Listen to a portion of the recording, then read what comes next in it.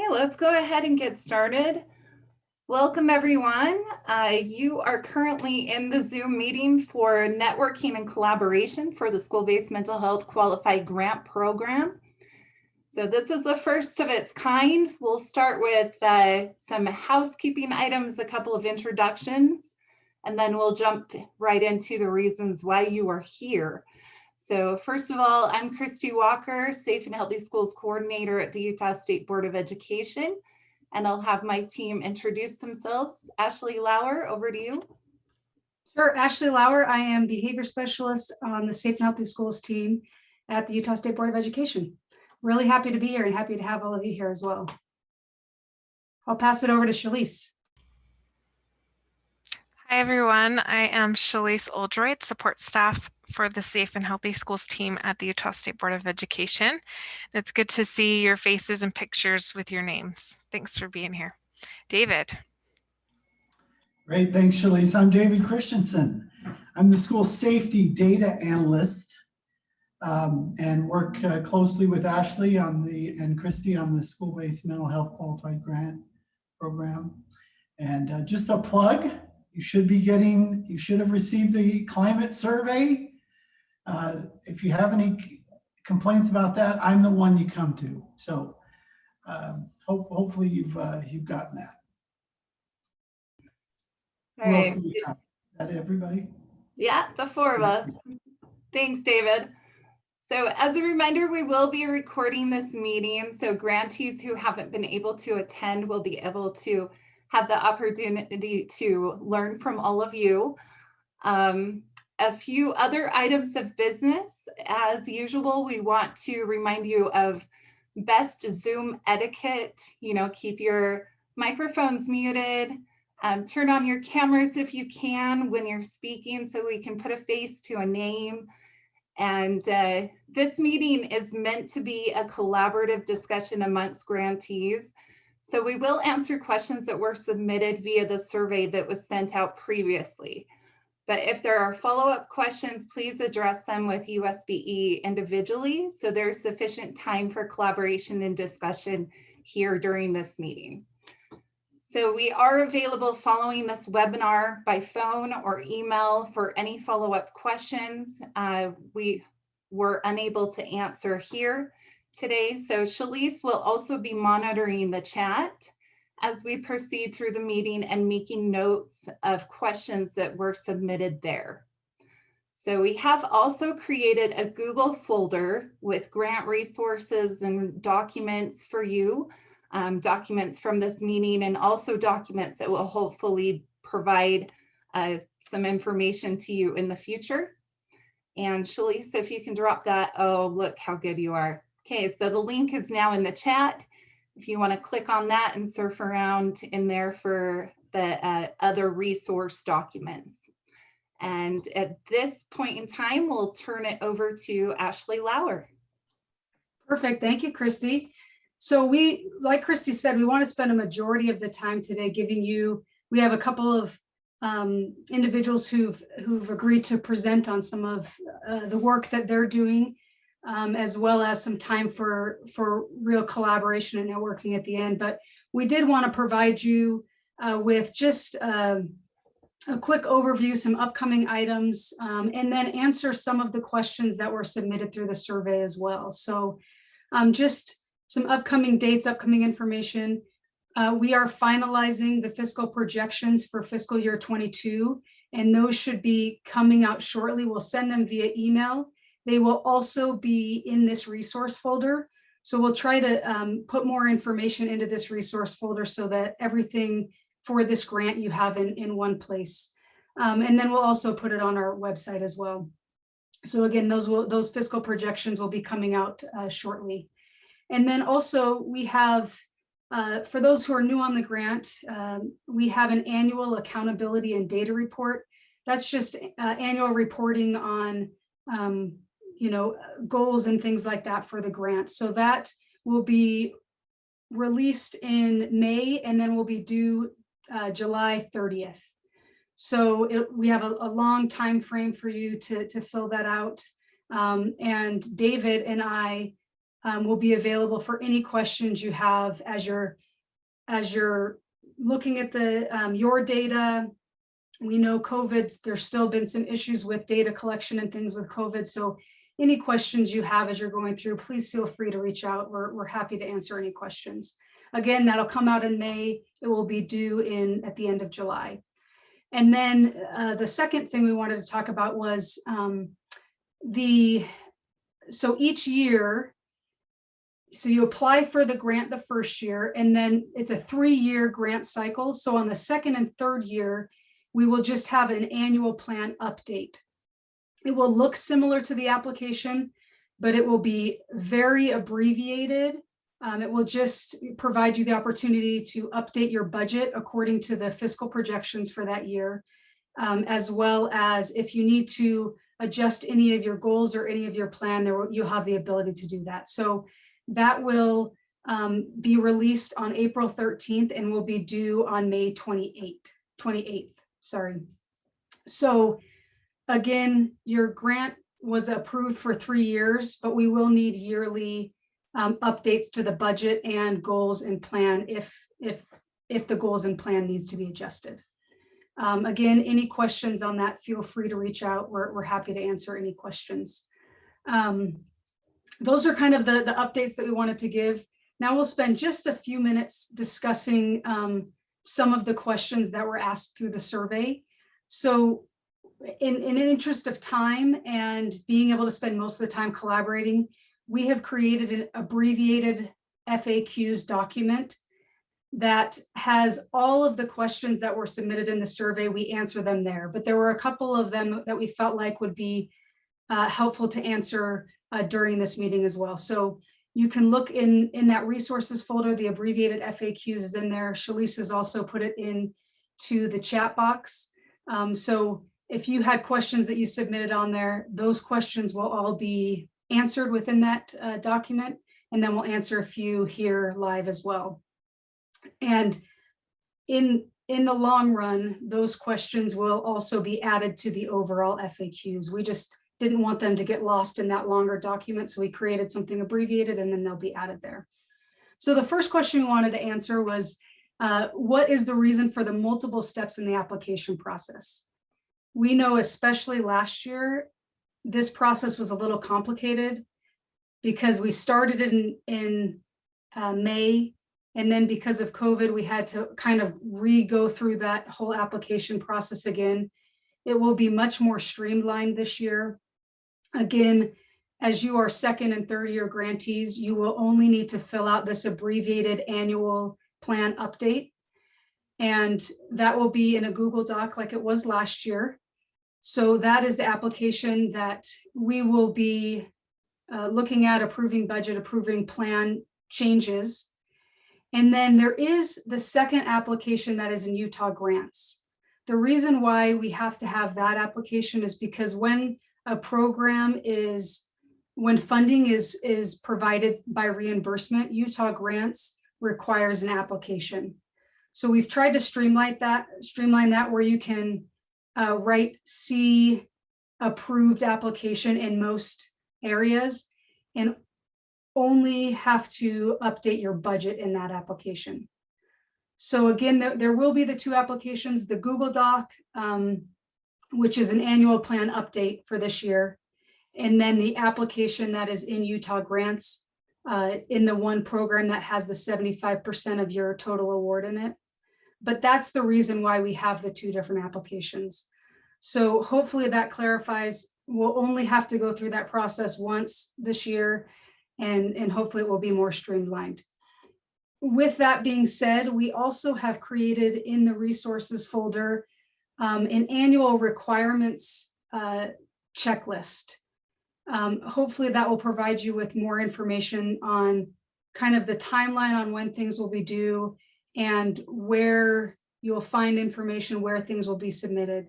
So again, any questions on that, please feel free to reach out. We're trying to provide you with as much information as we can because we know the process is a little bit complicated. So Shalise has also put that link in the chat box for us. So Christy, next question to you. All right, thanks, Ashley. So this question is, what supporting documentation do we need to apply for reimbursement in Utah grants? As Ashley was talking about, that 75%, there's basically 3 different awards. So just a quick reminder, there's one, the 25% that comes straight to you. If you applied for additional funds, then those come straight out to you as well. But the 75% is the one that's put in Utah grants for reimbursement. And the documentation that we need for that reimbursement can be a financial report showing the expenditure of funds to the approved qualifying personnel. And if you have any questions on that, if you have an example that you want to email me to see if that works, I'm happy to look that over. So Ashley, over to you. Thanks, Christy. We just have 2 more quick questions we wanted to answer, and then we'll move to our LEA presentations. So the next question, I addressed this a little bit earlier, but the question is, how is our grant effectiveness assessed? And then what are the reporting requirements and accountability measures? So as I mentioned earlier, each year as a grantee, you're required to submit an accountability and data report, and this is submitted through Qualtrics. On this report, we'll be asking you to submit numerical progress data on your goals. So if your goal was to increase student attendance by a certain percentage, we'll just want the actual percentage of increase for the year. So your goal may be a 3-year goal, but we're just looking for progress data for each of the goals that you submitted on your approved plan. And we're looking for really hard numerical data. If there were any issues due to COVID, feel free to write some of that, the context as well, so that we understand that. And then we'll also be asking you for information on collaboration or contracting with outside agencies, with local mental health authorities, as well as other providers. And then we're also asked for an update on the FTE for your qualifying personnel. So those who are hired, just the FTE, we're just looking at kind of that increase in FTE, how this funding is helping to increase the qualifying personnel that we have in schools. So that's basically what we'll ask for in that accountability and data report. And that is where we're measuring the effectiveness of the grant and how the funding is being used as well. Christy, on to you for the last question. All right. Really quickly, my plug on that data that you send in to us, I want you to know where it goes, because it is very useful and very helpful in us maintaining these funds and maintaining this program. And there's a report that's sent to the legislature each year regarding the success of this grant. And so if you ever wonder the purpose, kind of like our students do, sometimes you got to connect to the why. That's why those things are asked for, because it really helps us to maintain this whole program. Last question was just an update on the future of the grant. So through this legislative session, I'm happy to report that there was no changes to this grant, which means so far we have maintained the $26 million allocation. And so you'll see that the information that we've provided you today, much of what was in place last year for the application, all of those things are still in place. And so for this fall, one thing you will see as a change is the unrestricted indirect costs for the 75% reimbursement portion of the award will be automatic. And so that way the slot in Utah grants will be opened. It'll be an automatic thing when you're doing your budget. So be aware of that and coordinate with your business administrator as far as how that might affect your program or your FTEs or your contracts. So, and as long as funds are available from the legislature, you will have the opportunity to reapply every 3 years. So some of you are on first year, second year, and some of you will be going into your 3rd year. That's gonna we're on that course and we're gonna stay that course because there was no changes. So Ashley, over to you. Perfect, thank you, Christy.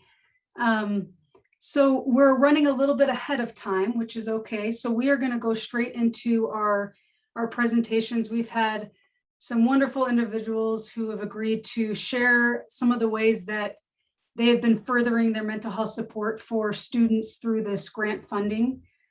So each of the presenters will have 10 minutes to present. And if you want to write down your questions, feel free to do that. And you can put them in the chat box. And at the end of all of the presentations, we'll have 5, maybe 10 minutes, as we're running a little bit early, for question and answer.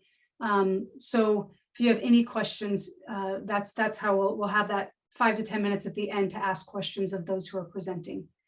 So I will first turn the time over to Jacqueline Whitaker, who is from Box Elder School District, and she will be presenting some of their information from Box Elder. And so Jacqueline, you should be able to share your screen, and then if you want to turn your camera on, that'd be awesome. Is my camera not on? Oh, it's on. Okay.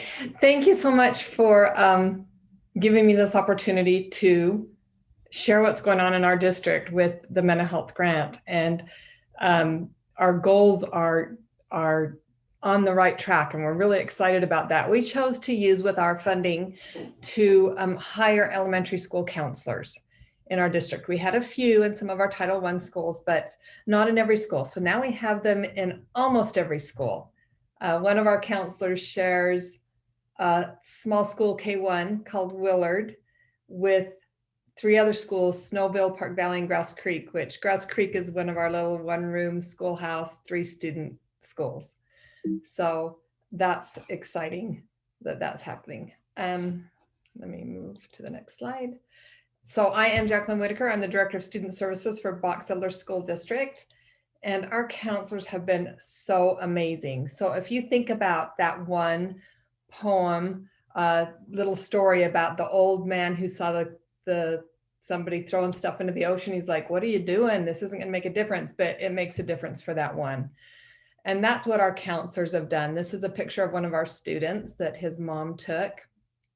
And it's been a hard year, and having counselors has made a world of difference to these students. And it's one at a time that it's happening, and the impact is huge. Just an example, a small story to show you this, that one of our counselors started a hair and care clinic because there was a few students who were homeless or came from a very rough situation where they were really basically taking care of themselves. And they came and their hygiene wasn't very good, and their hair wasn't done. It was messy. So she started before school hair and care, and it started small, and she taught them about hygiene, and she'd do their hair for them. And then she got a hold of some beauticians and stuff, and they came in and started cutting hair with parent permission, of course, and doing hair and teaching these kids these skills. And you could just see the change in their auras, right? They may not have any place to sleep but a back seat or grandma's couch, but they come to school and then they are fresh and ready to go with haircuts. And it gives me chills to think about it. But talk about the power of one person. So that's just a small story of the impact, the personal impact that our counselors are having. Our data in Box Elder, we have a goal to increase student wellness. And if you can see this screen here, we have not dropped, even in a pandemic, you guys, even in a pandemic, our social and emotional well-being, this is a panorama from our panorama survey from 3rd through 5th graders in our district. And it even went up, self-management and social awareness. They felt like they had the skills. And I think that's because our counselors were very involved in social emotional learning, even when we were closed down in soft closure, and then this year. It's just so fabulous that this is happening. So we're excited to see where it goes when we're back to a typical thing. Oh, I made cool little slide things to show you the percentages and those went up. I forgot I did that. The next thing our counselors are doing is they are following very closely the school counseling resource guide.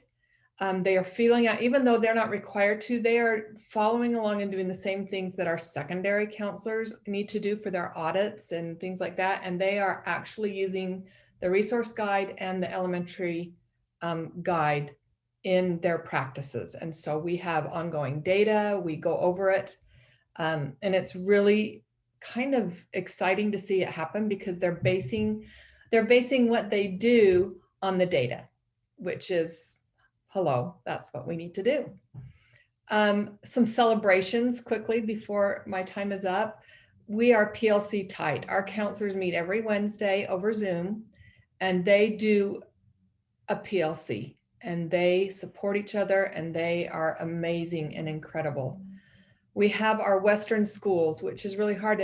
And now we have a counselor that goes out there and helps these guys. And they're very different kinds of problems when you get out and it's a ranching community and just phenomenal things happening with them. Suicide prevention. There have been 2 that I know of, suicides prevented in our district in the elementary school due to 2 counselors. That's huge. That's generations huge, right? And without this grant, would we have those counselors there? No. So if you think about it, it's very meaningful. Our elementary counselors are part of a crisis team, and we've had a few crises. We had a shooting in one of our schools last year, and they just came and helped at the school as they needed. They are just right there, right on, providing that support. We also had one of our counselors in 2000, they were the school counselor rookie of the year for USCA. And they were from our district, and we are so excited. She's an incredible lady, and she was the USCA counselor of the year for this year. And so that's just some of the celebrations. So next steps, what are we gonna do? Well, we're gonna form plans based on the data, and we're gonna increase our SEL competencies of students on the Portrait of a Graduate. So we're using that and CASEL and starting to build that into the classroom, not just from the counselor. So that's Box Elder School District in a nutshell, and what we've done with the grant. So thank you for letting me share, and I will stop sharing. Jacqueline, thank you so much. I don't know about everyone else, but I love seeing individual student pictures. I love seeing, because that's really what it's all about, is the individual student and how we're supporting each individual. And I always love that starfish story, because it's really what matters is what we're doing for each individual. So thank you for all the support that you're providing in your district and that your councils are providing to our students. We will next move to Dawn Winter from New Ames Early College High School. I have not seen her on yet, so I'm hoping she's been able to make it. If not, we will move forward.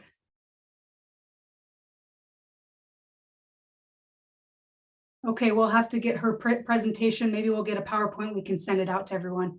So let's move Crystal Anderson. She's going to share with us. She's from Carl G. Mazer Prep Academy, and she's going to share a little bit about what they're doing there. Hello, everyone. Can you hear me okay?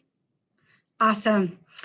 So first of all, I just want to say how grateful I am for this grant, that there was a great need across the state of Utah for more mental health. And as a school counselor, we have many hats that we wear, and I am so drawn to mental health, and it's such an important piece, but there's so many other pieces that we're required to do that I always feel like I'm letting people down. Like I always feel like I'm letting kids down because I can't quite get them the help that they need or follow through. And there's still a stigma with mental health. I think it's gotten much better, but there has definitely been an improvement. But there's still that price, the financial barrier. And so being able to pull mental health counselors into the school and offer it as a free service to our students has absolutely been a game changer. So what we did, I just kind of want to share with you the process we went through. We went ahead and put out and tried to hire a full-time mental health counselor. That was the original plan. But as we were going through the process, it is really hard to find mental health counselors. And as you know, it's hard to find a good counselor anyway, for kids, that we're trying to refer out. but to get a full-time counselor in was really challenging. And so we kind of rethought things, and we actually ended up hiring 2 part-time mental health counselors, which ended up being amazing actually, because each mental health counselor has their own way of doing things, and they have different ideas and different kids that they're going to connect with. So it actually ended up being amazing, because now I have these 2 completely different counselors with completely different personalities.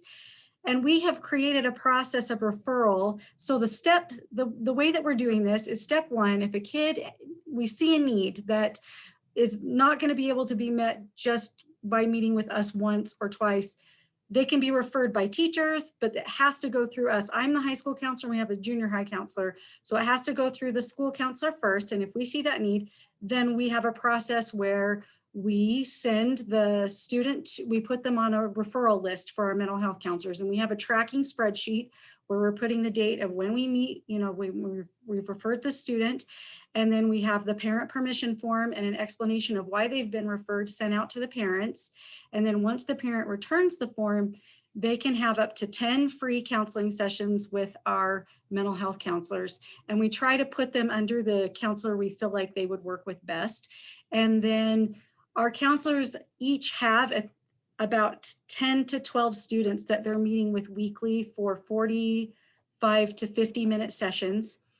And they're tracking through the 10 sessions. And then as they can move people out, or they start to spread them out, like they're not meeting every week, then now they're moving them to every other week or once a month. We try to pull it out as long as we can. They're able to rotate more students in.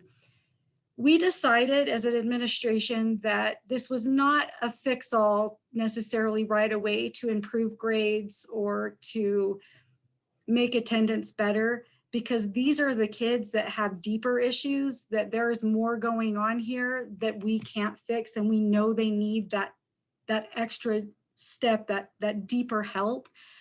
But longitudinally, we're hoping to see improvement from it. We know it's not going to be a quick fix, but we are tracking the data, we're looking at it. But I can already tell you right now, it's made a huge, huge difference. These kids feel heard, they feel loved, they're getting services that they wouldn't get otherwise because their parents won't pay to let them see a counselor. It's just been such an amazing thing. And they have now, what I'm really excited about is now I have a counseling team, because I'm in a charter school and it's just been myself and Miss Sorensen in the junior high, but now I've got these 2 extra mental health counselors. And amazingly, it's created this atmosphere in my whole school where other people want to be a part of it. And so now the special education director asked if she could be in our weekly counseling team meeting. So every Friday for an hour, now the special education director, my 2 mental health counselors, us as counselors, and then now also we have an intervention specialist. She and her team have asked if they can meet with my weekly meeting. So now I have got this amazing powerhouse of people that we are covering tons of students, but I've got all these extra ideas coming in on how to help. And that's the other way I'm really using and utilizing the mental health counselors is as we meet over the kids that are super struggling, that aren't receiving their services, or maybe not even in SPED, we're all putting input on, have you tried this? Have you thought about that? Could you do this? And so now I've just got this powerhouse team, and it all started just because of this grant. So that's basically all I wanted to say.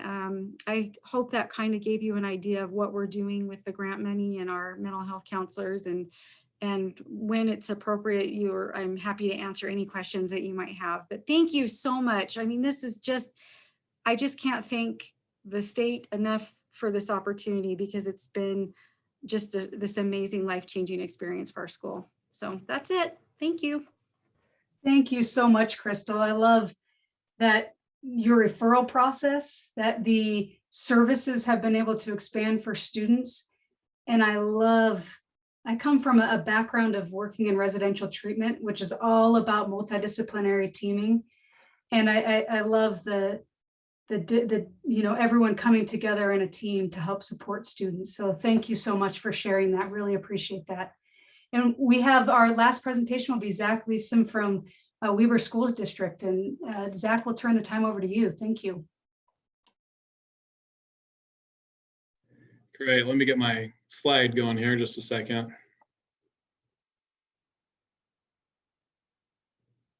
If I can figure out how to do this. Technical difficulties, there we go. All right, so my name is Zach Leifson. I'm a licensed clinical social worker. I was hired from the school or for the school district about 4 years ago with really the job description of just providing risk assessments. That was, I mean, the one thing that I provided. So if the student came in, or if the student threatened another student, brought a weapon to school, then they were referred to meet with me. They were suspended pending a risk assessment, and then I would use our software to help determine what that level of concern is. So fast forward to when House Bill 323 was passed, there was an opportunity there, and the school district decided to hire 5 mental health specialists actually. And I want to go over kind of how we were able to spread this funding out to really stretch it out as much as possible to get the biggest bang for the buck, so to speak. So that first year, the 2019-2020 school year, we hired 5 mental health specialists. There's 4 high schools with 1 alternative high school in Weaver School District. So we hired 1 for each of those 4 high schools. And they would also work with the junior highs that fed into the high school. So each mental health specialist would have 1 high school and then 2 junior highs. And then that 5th mental health specialist worked at the alternative high school, Weaver Innovation Center, and then one of our Title I elementaries. And then, one of the mental health specialists on my team said, how great it would be if we could hire an additional 8 mental health specialists, for that second year. We knew that the funding was going to double for that second year. And so I proposed this to the superintendency, and we were trying to figure out how to stretch the funding out. I mean, mathematically, we should have only been able to hire an additional 5. And so as what we did, actually, let me jump forward a little bit here to the next screen. We were able to hire an additional 9 mental health specialists. And so the second year is what happened. So for this school year, each of those 4 high school mental health specialists are now at those high schools full-time all week. And then the additional 9 that we hired are each assigned to a junior high, and they work with the elementary schools that feed into the junior high schools. So let me briefly go over how we were able to do this. So that very first year of the grant, we asked the high schools and junior high schools to combine their funding so that they could pay for 25% of the mental health specialist salary. And then the remaining 75% was paid through the grant. And the schools primarily used their TSSA funding, for those of you that are interested. And then the same thing, during this current school year, we asked the same thing. At the high schools, they had to make up the difference because the junior highs were not splitting that cost with them anymore. But they all of the high school administrators realized, a couple months into that first school year, that they could really use a mental health specialist full time. And so they were more than happy, more than willing to pay that full 25%. And then is what it did was kind of move down to the junior highs. So the junior high schools, along with those elementary schools, paid that 25. And then again, the remaining 75% was paid for the grant. And we realized that there was some wisdom in asking the schools to contribute some of the money. Instead of all the funding coming strictly from, we realized that the administrators would be more inclined to use the mental health specialists as much as possible if they had some skin in the game. And paying part of their salary meant they had some of that skin in the game, so greater buy-in. And so this is what the program currently looks like for our school district. So we have a total of 15 mental health specialists. They offer 6 to 8 sessions on average with each student and then the sessions look like, they're about 30 to 45 minutes each. And those sessions could go longer. We could offer an additional, 4 or 5 sessions, really just depending. But the 6 to 8 is kind of, where we start, I guess, with each student. The mental health specialists facilitate groups or co-facilitate groups. They coordinate with administrators and school counselors. And then they're available for consultation with any staff or faculty member that might have questions about mental health in general. And then the mental health specialist really serves as the mental health expert of the school, while also understanding the valuable role that the school counselor plays. And instead of working in silos, we're looking at a multidisciplinary team of professionals here. So we're we're doing the best we can to involve nurses, the school counselors, administrators, anyone and everyone that we can to really wrap as many supports around these students as possible. And then here's my role. So as the clinical supervisor, again, my role changed once this grant became available. I would have had, I mean, talk about a dream, right? I mean, I come into the school district and I'm excited to do risk assessments, but then this grant comes available and there's an opportunity for me here to help build the team and to really train them, help the mental health specialists hit the ground running, so to speak. And so I'm the clinical supervisor. So they're able to report to me as the district mental health specialist or the supervisor. Because we have two roles to navigate. This is the interesting thing, being a mental health specialist in a school setting, is that we need to abide by FERPA, but we also have HIPAA. And so we kind of have these additional measures that we need to protect in order to protect the students, to protect the organization. And here's some things that I actually require of my team, which is help the team be much more effective, I feel. So I actually hold quarterly performance reviews with each of the members of my team. This is an opportunity to review their clinical skills, to go over best practices, to review their clinical notes through our clinical software. And then it provides an opportunity for them to provide valuable feedback to me as the supervisor so that we can continue to grow and develop the team. They also provide a monthly clinical report. Once a month is ended, then they send me a report showing how many students they served, the number of sessions that they served, and a lot of other numbers so we can track what the progress is. And just so you know, the average caseload for a mental health specialist is between 30 and 40 students at one time. To go any greater than 40 students, productivity is going to go down. They're not going to be able to provide the same level of service as opposed to having a caseload between 30 and 40 students.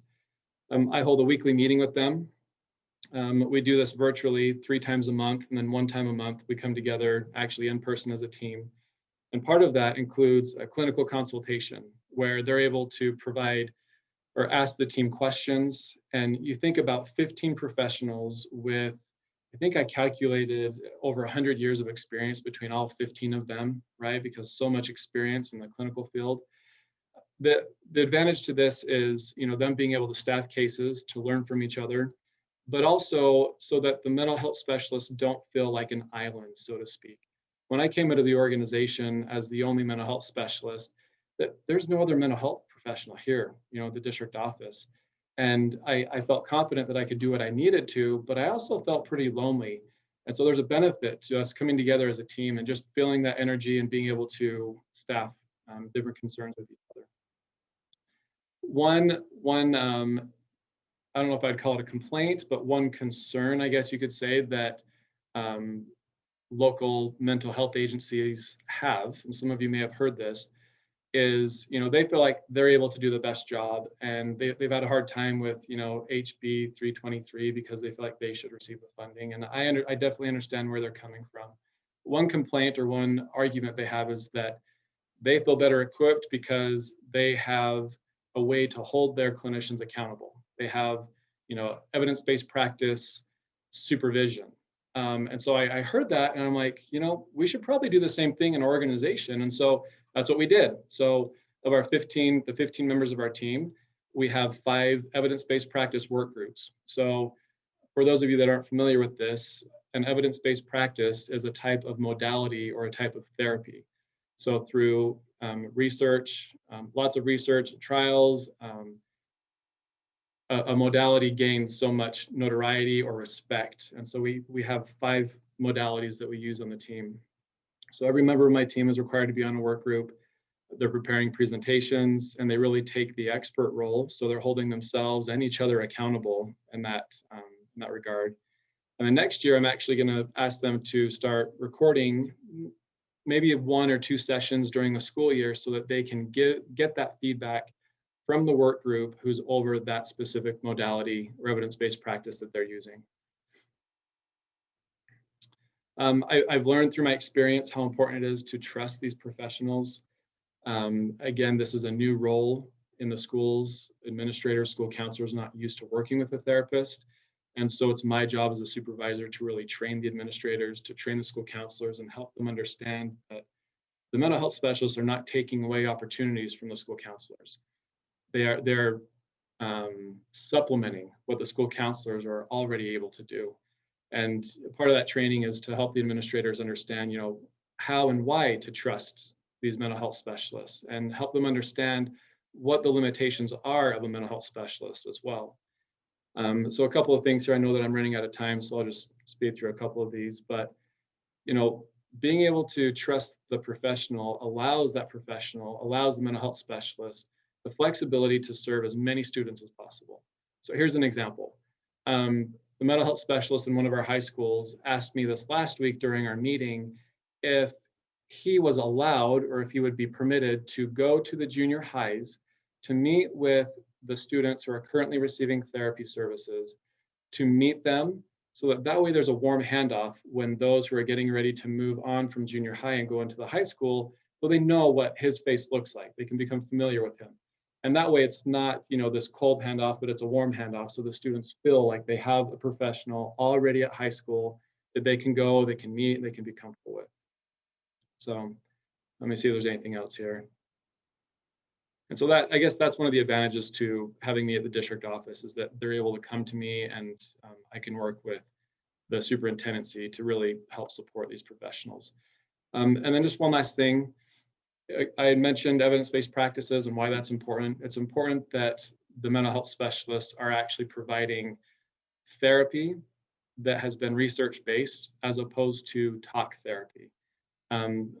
Talk therapy would be just coming and hanging out and providing support, but not actually having a direction. And a part of this as well, a part of using evidence-based practice, is having a formal treatment plan. So what am I treating specifically? I'm treating anxiety. Okay, what are the features of anxiety that this student is experiencing? How many sessions do I need to meet with this student for? Which evidence-based practice or which modality should I be using? And how will the student know if the treatment has actually worked? And that's part of the treatment plan. You're actually asking the student, so how would you know if therapy worked for you? Or how would you know if therapy did not work for you? And then there's ongoing measurements of symptoms to measure whether the therapy is actually working. So each and every session, the mental health specialist goes through a mental status exam, going through, asking the student if there's any suicidal ideation, to rate their anxiety, rate their depression, rate, how well they're sleeping, what their appetite is, and then, documenting how that session actually goes. And then they're able to do mental health assessments as often as needed as well. So best practice would include meeting with students in a timely manner. So as soon as they get a referral, reaching out to the parents, getting the proper form signed, and then meeting with that student as soon as possible. Coordinating with mental health coordinating with community-based providers. So not only are we able to provide therapy in the schools, but if a student is already receiving services in the community, the mental health specialist will still get that consent form signed by the parent. So that way we can communicate with the therapist in the community and relay what information, what it is that we're seeing at the school, so that that professional can have a greater scope or a greater idea as to what's actually going on with the student. We involve parents as much as possible, and then knowing our limitations as a school-based provider. So, when we should refer out.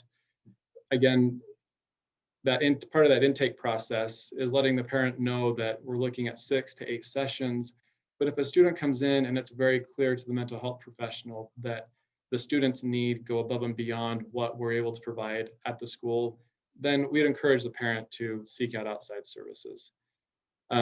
Just a couple of other things that we're able to provide. So whereas before I was the only person at the school district doing risk assessments, we now have the opportunity for these local mental health specialists to do risk assessments at that level. If the concern is great enough to rise to district level attention, then I still do the risk assessments, but it's great to have these mental health specialists actually at the school meeting with the student for these concerning behaviors. And I had mentioned before about, monitoring a student. So just checking in with the student and relaying that information to the community provider versus actual treatment. And then we're excited to start offering mental health screenings beginning at the end of April for our first time in the school district. And so that's going to be an amazing opportunity. And then next year, we're planning on doing it, I think, 4 times during the school year, once a quarter. And sorry, I kind of rush through that. I'm not sure if I went over too much time, Ashley, but that's all I've got. No, that was wonderful. Thank you, Zach. I love there were a couple of things that you said about the warm handoffs between the middle school and high school and the referrals out to community mental health, just realizing some of those limitations and referrals and the structure that you have in place. There's some really amazing things that are happening, and we really appreciate you sharing. Thank you. We do have Dawn, who has joined us, that will be presenting our last presentation here.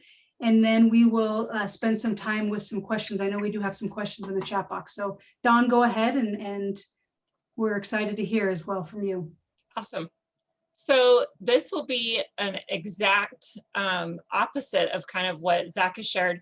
I'm at New Ames Early College High School, and we have so we're a charter school that is just serving 10th through 12th grade students. So a much smaller model. So we do have 2 campuses, one on the Weber State campus at Ogden and one on the Weber State campus at Davis. So we are actually located in 2 mental health different communities. So there are a few challenges in that case. We do serve students living in from Tremont to Salt Lake. So they live and reside in also Morgan County. So a variety of counties in terms of the location where they reside. We did choose to hire an LCSW. So we have one LCSW that covers this mental health specialist role for both of our campuses. So kind of similar to what Zach indicated in terms of caseload, about 30 or 40 when you're providing individual therapy to students, but also doing some crisis intervention where she might just intervene for a few sessions, get started with some other things. So our social worker is providing individual services primarily. That's the majority of the work that she's doing. But she also has some things that have been fallen into her category that have been fantastic in this pandemic. She has started a food program at lunchtime. We previously, lunch has been provided in different ways through busing to neighborhood high schools.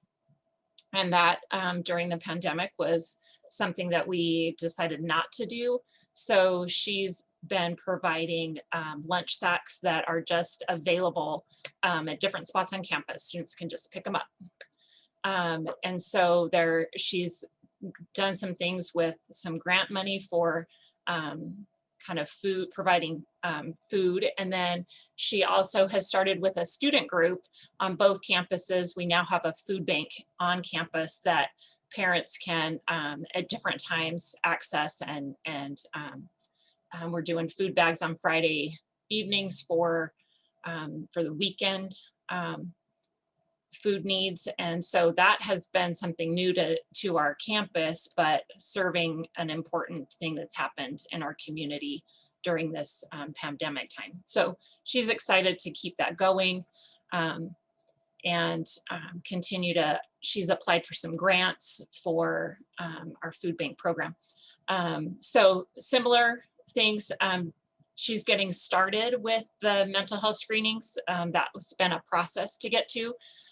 Using a model and an assessment that is approved through the state. So we're working on that, getting those started as well.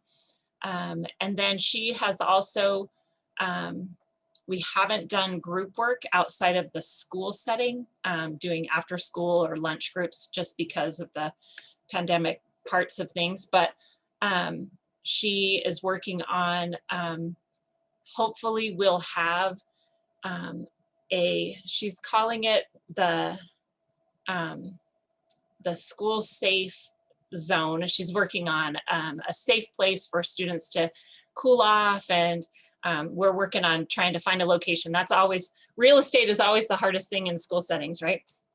So we're looking at some different places on campus that she can establish a calming center. So that's part of what we're working on. in our smaller setting for a smaller population of students. Transition is difficult. We have 56 feeder schools that come to feeder junior highs. So that, you know, contacting and making sure that that transition goes well for students that are receiving services in their current schools is a challenge, and kind of trying to reach out and figure out that process is something we're also working on. She does push into some classrooms in our special ed, working with our special ed program to do a little bit of group work there.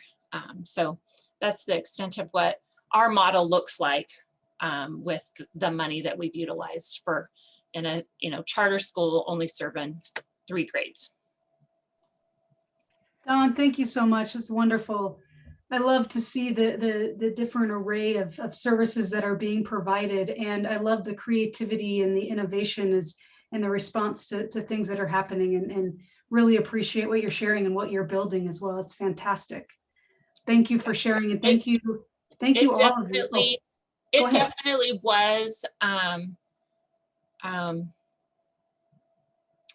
don't want to say, it was the best choice for us to go ahead and hire somebody than to try to do, because we do have 2 campuses in 2 different counties.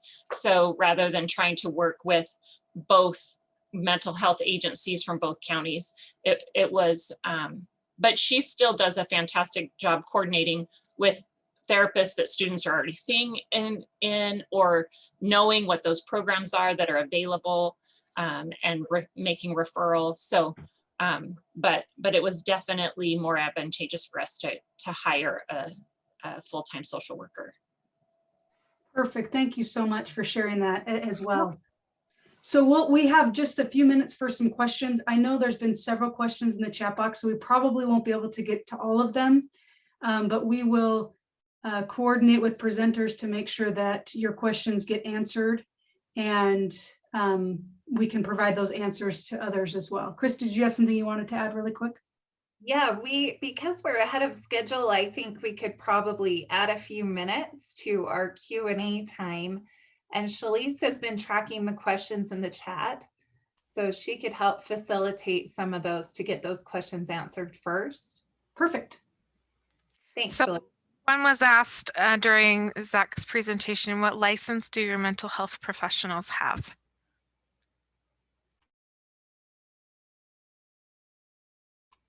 We can't hear you. I There you thought I go. clicked it and I didn't. all good. I know what this sign means. I get that.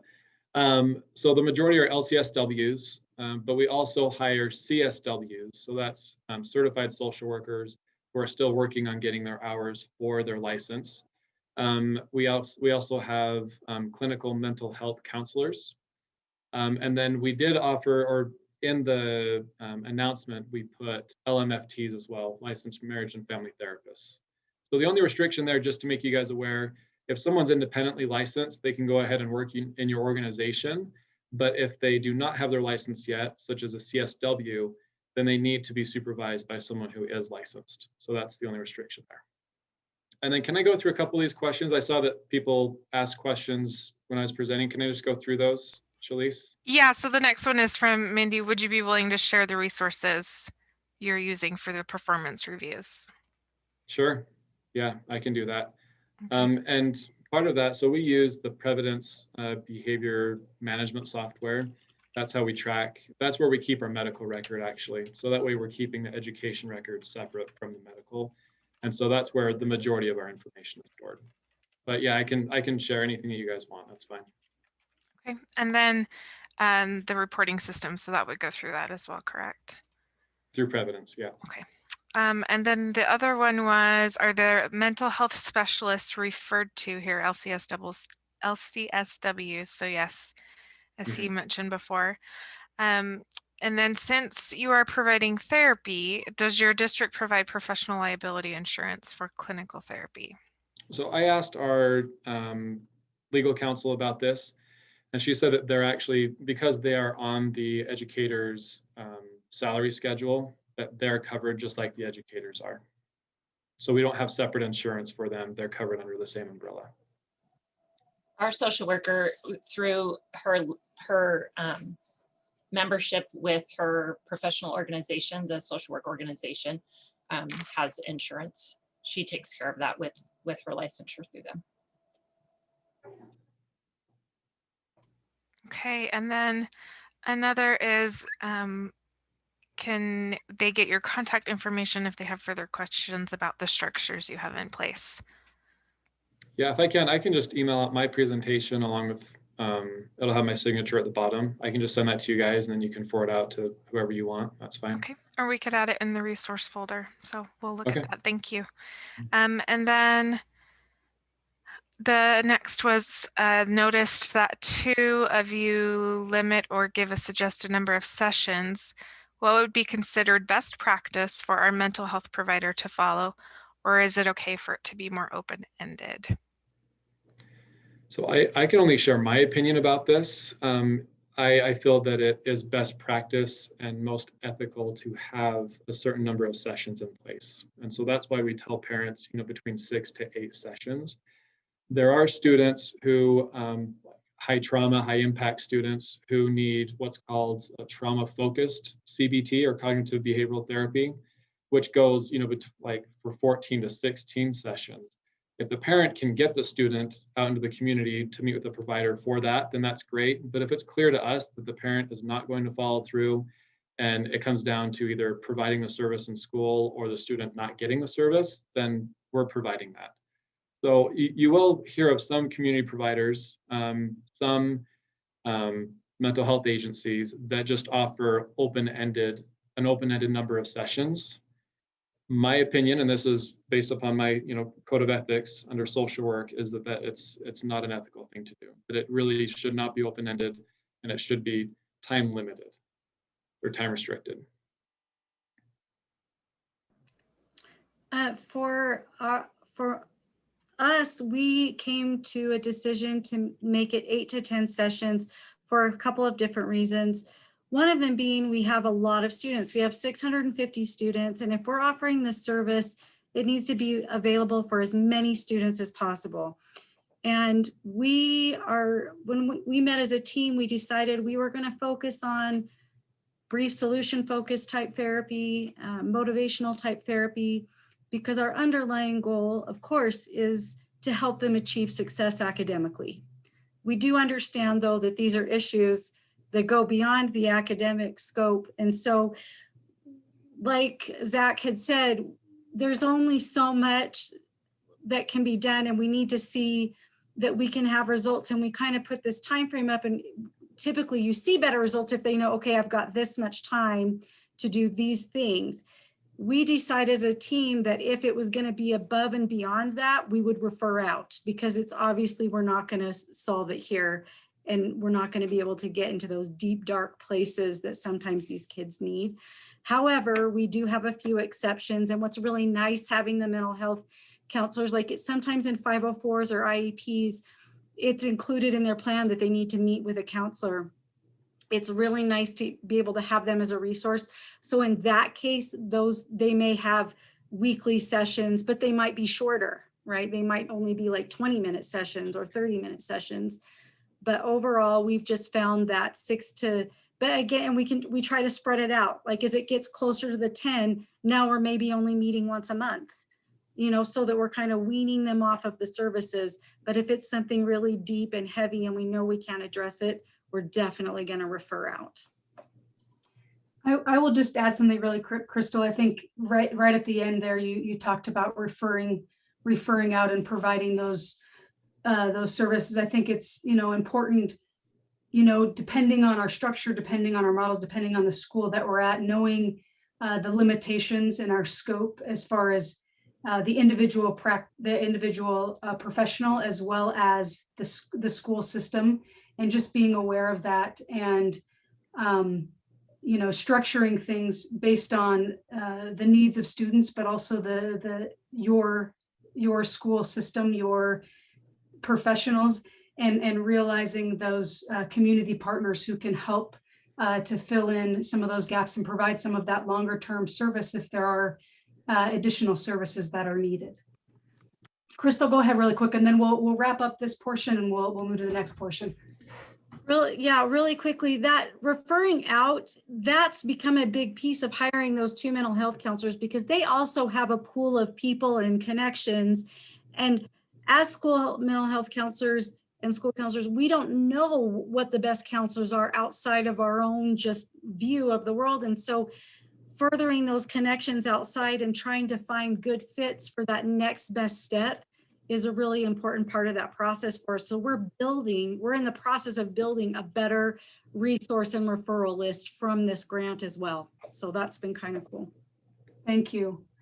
Thank you, Zach. Thank you, Jacqueline. Thank you, Crystal and Dawn, for your wonderful presentations and for sharing that information with us. I think there's a lot that we can learn from each other, and hopefully we can continue that learning process. Before we move to more of the discussion portion, I believe there was a question that came in that was more general about the funding projections, and that should be out within the next week or two. So it'll come out prior to when that annual plan report or annual plan update is due. So that should be out in the next couple of weeks, and then that annual plan update will be due on May 30th. So you should have that in plenty of time. I will thank you again, and we'll turn the time over to Christy as we start this discussion portion. All right. So for the last portion of this meeting, for about the next 20 minutes or so, we're going to give you an opportunity to talk to each other and share experiences, best practices, and everything that's been happening in your LEA. So there will be 3 different formats for conversation.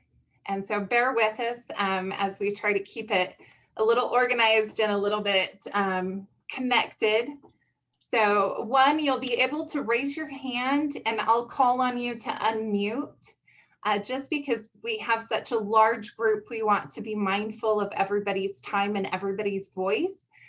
So if you'll just raise your hand, I'll call on you. You can unmute and have, share your thought or share your answer to a question somebody may have that may have used the chat, which is the other feature that we would encourage you to use. So again, these chats are going to be recorded. So if you drop something in there and you feel like it didn't quite get answered, or maybe we didn't cover it in depth, we'll be sending out some more information. Hopefully the conversations can continue amongst all of you. We will also be using what's called a Jamboard. Some of you have used that before. Shalise will drop the link to that. Well, she already did, because she's amazing, in the chat. And so you'll be able to click on that and feel free to go in and start experimenting with that a little bit. Shalise will be helping monitor the chat. And then Ashley, I'm going to turn a few minutes over to you to explain how the Jamboard works and how they can interact on that even after this meeting. Perfect. Thanks, Christy. So I'm just going to share my screen really quick. I know that some are probably familiar with Jamboard, others are not as familiar. So basically, we wanted to provide a place where you could provide comments, ideas, thoughts in this format, so those can be seen by everyone after this meeting is over. So basically, you'll see here at the top, 1 of 5. So there's actually 5 boards that we've created. And all you need to do is click on this arrow to move to another board. And basically what you'll do is you'll click right here on a sticky note. That will pop up and you can just write your answer in. Obviously, this is not an answer that would be written on there, but if you click on that and press save, your sticky note will come straight to the board. So you can move it around so that it's not covering someone else's. We just ask that you, if you create a sticky note, also put your name and your email on here if you feel comfortable doing that, so others can reach out to you if they're like, wow, that's a really great idea, I'd love to get more information. This is another way that you can continue to talk with one another and collaborate on different ways that you're utilizing qualifying personnel, different things like that. So I'm just going to delete this one that I just put up here. You can also write on, so for instance, if someone puts a sticky note up and asks a question, you can also answer their question on their sticky note below. So if you click on the sticky note, if you double click on it, it will open up and you can write an answer below. If there's a limited space, so if you need to add another sticky note, you can. So again, we have 5 different boards.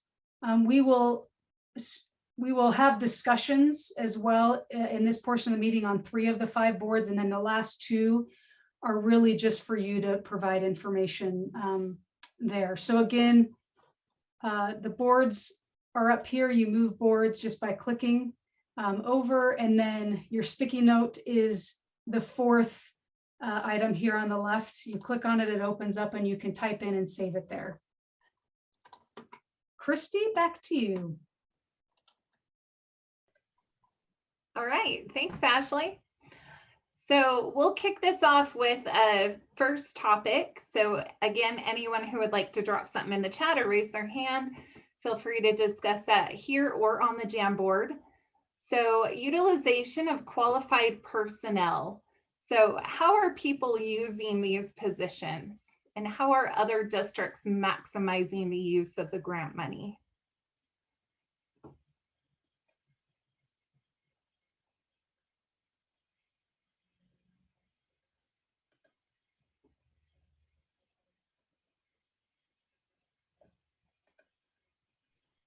You can feel free to unmute and or raise your hand, and we'll and unmute and share as well, or put it whatever you feel most comfortable with. I could speak for Salt Lake City School District. Salt Lake City School District has utilized these funds. We have 6.5 district level social workers. They serve within feeder patterns. And then we have 1 dedicated for the high school. And combine it with another grant to provide for a partnership with Odyssey House, who also put social workers we have one of our district level, the grant, the 373 funds puts a social worker at 1 high school, and then another couple of high schools are funded through another grant. But the 6.5 social workers, we reached out to Zach, whoever, we had a lead social worker that knew Zach, and I don't know if you know that, Zach, but you helped us out quite a bit. Davis School District helped us out quite a bit as we were trying to figure out, how do we implement this? How do we figure out assessments? How do we make referrals? Our school counselors are a huge part of that process. We have kind of, had to figure out, what do school counselors do? What's the next level? When do we refer to a school social worker? And the same as many of you have been talking about that. And then at what level do we refer out to community agencies? And we, our magic number has been kind of around 8 to 12. Having our own separate database to keep private information that only, like just the social worker has access to, along with like 1 other person at the district, and trying to put structures in place for that clinical practice. Like, are we on the right page? Are we feel like a student is showing these types of symptoms? What kind of supports can we put in place? And then with COVID, looking for virtual things like virtual sand trays and virtual trainings. And we had a great training from a person from the University of Utah who talked about a lot of different things that we could do online, and in changing our permission forms to be over Zoom. So that would, because as you guys might have heard in the news, we were, remote for most of this year. So that presented challenges as well. But we're super grateful. We always want to expand. I mean, our ideal would be a social worker in every school and a school council, to be part of that team.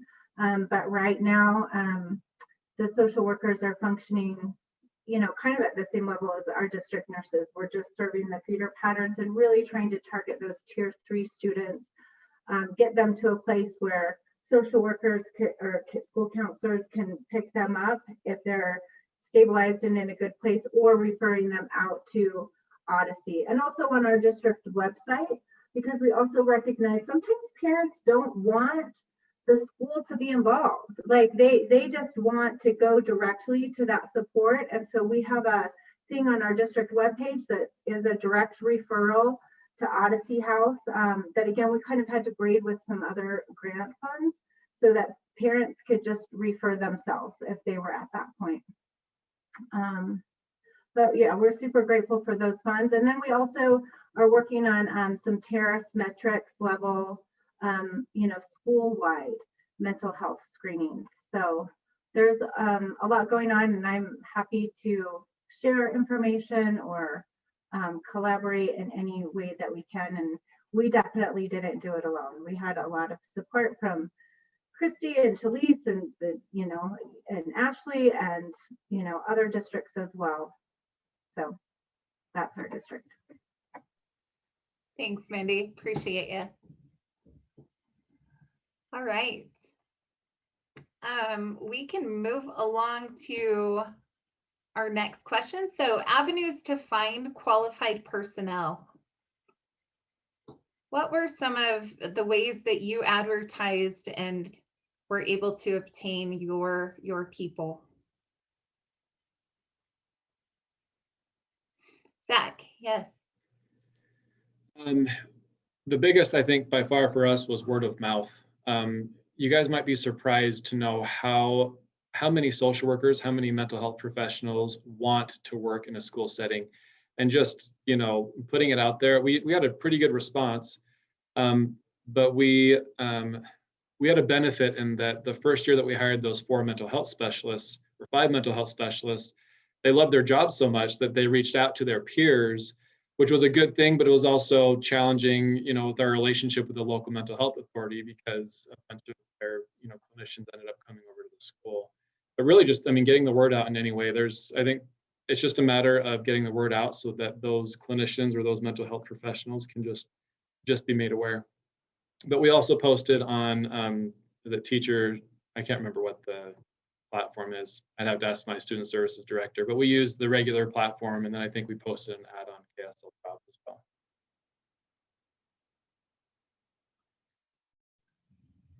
Thanks, Zach. Yes, Mindy Merrill. So I work in Vernal, which is rural and small and remote. And so one thing that I did was to kind of work with the college to see, we ended up hiring a bunch of students who've just finished their MSW because we knew we had a big cohort coming out. So we looked at what our needs were and we looked at the different entities that could potentially fill that need. And then we worked with other, we have a Utah State University, Uinta Basin branch campus. And so it was, at that point, it was an easy decision to see how we could incorporate those folks to meet the needs of our district. So I really looked at, what our needs are and what we have available, because I can't just put a job out and hope to have people apply. We kind of have to build from within and start from there. Great, thank you, Mindy. All right, any others on this topic? I think it's really great, Mindy, that you bring in that rural perspective, because that does look different than it does for the Wasatch Front. Okay, so how about collaboration with outside agencies? So have you been able to use outside agencies to assist your schools with the grant money?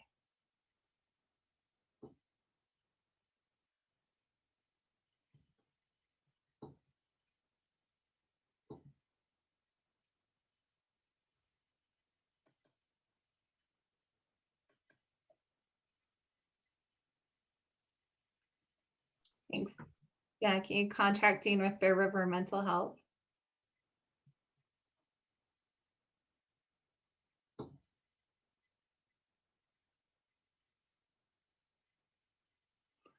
And Jackie, maybe I'll pick on you just a little bit to talk about what that contract looks like. Sure.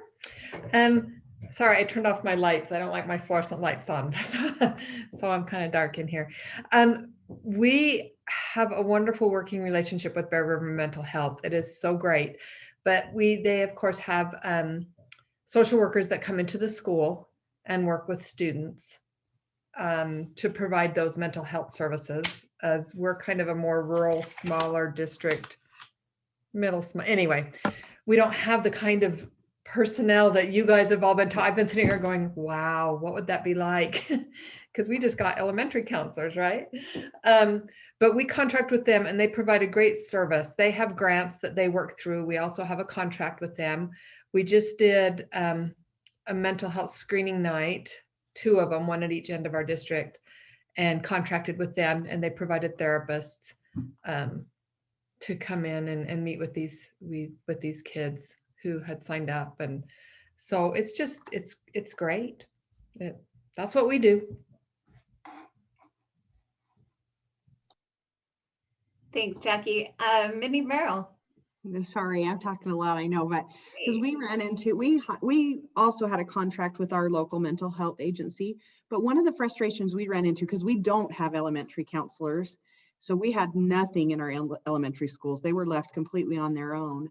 And one of the reasons we decided, so this is maybe not a good example, but one of the reasons we decided to hire within and have our own is because then we could say, I need you to check on Johnny. Whereas when we contract with the mental health agency, they had to have the intake, they could, and this way they can, it's not therapy, it's just, he's having a rough day, pull him in, visit with him for a minute, send him back to class. But we worked really closely with our mental health agency and still do. The nice benefit of that is they at first were really reluctant and really hesitant and not happy with our decision, perhaps. They love it now because we work very closely. We're sending the kids to them that need to be there, that hadn't had the resources or the access before because of miscommunication or parents didn't know or understand. So it's actually turned into a win-win, even though we aren't continually contracting with them. It has worked out for the better for our students in our area. And it's been a great partnership, even though there's not an exchange of money anymore. Oh, that's great. There's a lot of things that we can do with our partner agencies that doesn't require an exchange of funds, right? Absolutely. So thanks, Mindy, again. Other ideas on partnering with your community agencies?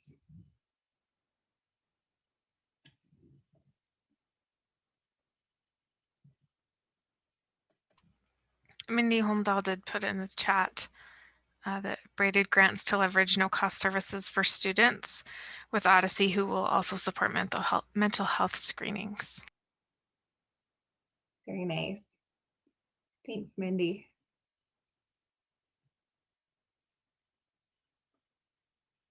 All right. So it looks like we're wrapping up a little bit here. There are a couple other topics on the Jamboard that I think would also be helpful to implementation. So SEL district-wide, as well as examples of programs and evidence-based programs that you're using, just so others can share ideas as far as, you know, even tier 1 interventions and curriculum that you're using to support your school-based mental health efforts. So any last comments or questions? Okay, we'll start wrapping up. We do have a quick survey for you to fill out just regarding if this was helpful, what your thoughts are, any takeaways. And if this is something that you would like to do again in the future, we do want to hear from you on that survey. It'll help inform this in the future. And so if you'll take a moment and fill that out, Shalise, if you could, of course. See, she reads my mind. All right. Thank you all so much for everything you do. It is so heartwarming to hear the ways that you are just endlessly adapting and reaching students and just really being innovative in everything that you do to meet those needs. So thank you so much for being those caring professionals. Ashley, Shalise, David, any last comments before we close? Just another thank you. We really just appreciate all that you're doing and hope that any support we can provide, we're here to provide it. we know that the funding is really important to support students. So anything we can do to help support you and in utilizing this grant funding, we're more than happy to. And all of the resources will stay in the resource folder, as well as that Jamboard if you want to continue to have a conversation or connect there as well. We'd love for you to be able to connect with one another more as well. So thank you so much for all that you're doing. All right. Thanks again, everyone.